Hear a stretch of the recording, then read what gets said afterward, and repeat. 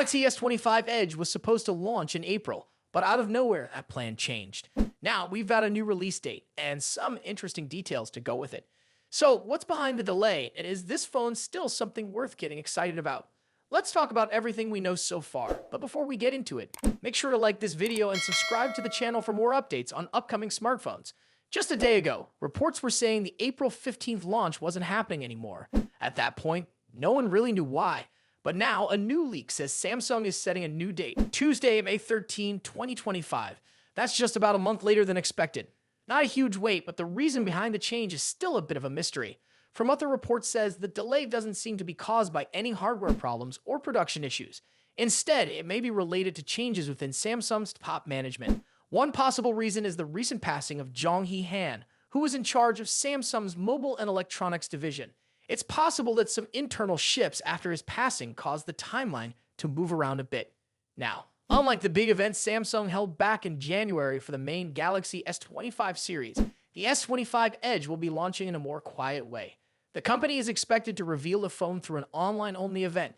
That might not be the flashy reveal some fans were hoping for, but it does follow Samsung's recent pattern of spreading its launches out across the year. So what is the Galaxy S25 Edge and what's it offering? Based on leaks, this phone will have a 6.7-inch Super AMOLED screen with a refresh rate of 120 Hz. It will be powered by the Snapdragon 8 Gen 4 processor, also being referred to as Snapdragon 8 Elite. It's expected to come with 12 GB of RAM and either 256 or 512 GB of internal storage. Like recent Samsung phones, there's no microSD card slot. The battery is said to be around 3,900 mAh with support for 25-watt fast charging. As for the cameras, the main one might be a 200-megapixel sensor paired with a 12-megapixel ultra-wide lens. In terms of colors, we may see it come in titanium silver, titanium jet black, and titanium icy blue. The expected price is around 1,249 euros, which converts to about 1,355 US dollars. With these specs, the S25 Edge seems to be positioned somewhere between the regular Galaxy S25 and the S25 Ultra. It's not as large or camera-heavy as the Ultra, but it's clearly more premium than the base and Plus models. What makes this phone really stand out is the design. Rumors say it could be Samsung's thinnest flagship phone ever, possibly less than 6mm thick. That would make it slimmer than the upcoming iPhone 16 Pro Max, and it might attract users who really care about how their phone feels in the hand and how it looks. Of course, going for a thinner design often means making sacrifices elsewhere. In this case, the battery might be that trade-off. A 3,900 mAh battery is smaller than what we usually see in high-end phones today. What if the next update for your Galaxy S25 could do more than just improve security? Well, that might be exactly what Samsung has planned.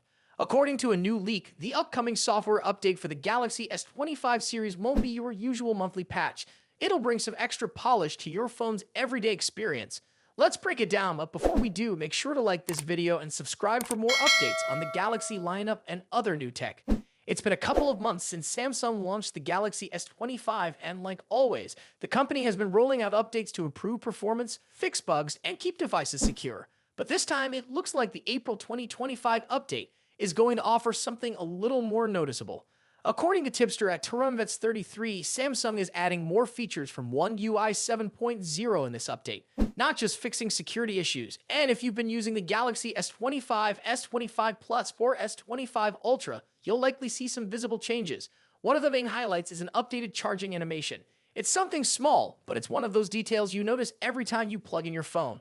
When One UI 7.0 first launched, Samsung introduced a new charging animation that appeared both in the status bar and on the lock screen. But if you've been using a Galaxy S25, you probably noticed that it hasn't been running very smoothly. Some users even called it choppy. That's because the animation wasn't fully optimized on the S25 series yet. But this new update is expected to fix that and make the charging animation flow better and feel more polished. Alongside that, there's also talk of improvements to the Now bar, the animation that shows up in the status bar when media is playing. It's a small touch, but it adds to the overall user experience, especially when you're listening to music or watching videos. The transitions are expected to be smoother, making everything feel more fluid. But it's not just visual changes. The update is also expected to fix a couple of bugs that have been affecting Galaxy S25 users. Specifically, some people have noticed issues with the quick settings panel, like when toggling location or mobile data. These glitches can be annoying, especially if you rely on those shortcuts daily. The good news is those bugs are reportedly being addressed in this upcoming patch. Meanwhile, the April 2025 security patch has already rolled out to some other Samsung devices, including the Galaxy Z Flip 6 and the Galaxy Z Fold 6, both of which are currently testing One UI 7.0 in beta. That means it won't be long before the Galaxy S25 series gets the update as well. Samsung has been known for supporting its flagship devices with long-term software updates, but it's nice to see that the company is still working to polish the little things that matter most to users. Charging animations, smoother transitions, and fixing annoying bugs might not sound exciting, but they do make your phone feel faster and more enjoyable to use every day. If you just picked up a Galaxy S25, these small changes could make a big difference in how the phone feels a few months after launch. And if this is just the start, we might see even more One UI 7.0 features roll out gradually in future updates. So keep an eye out for that April update. It's not just about security this time. Let me know in the comments if you've noticed any issues on your S25 and what you're hoping this update will fix or improve. Thanks for watching. Don't forget to like this video and subscribe to the channel for the latest news on Samsung devices. I'll see you in the next video. What if Samsung brings back something that users were happy to see gone? Well, that might just happen. A new leak says Samsung could return to using Exynos chips in the Galaxy S26 series.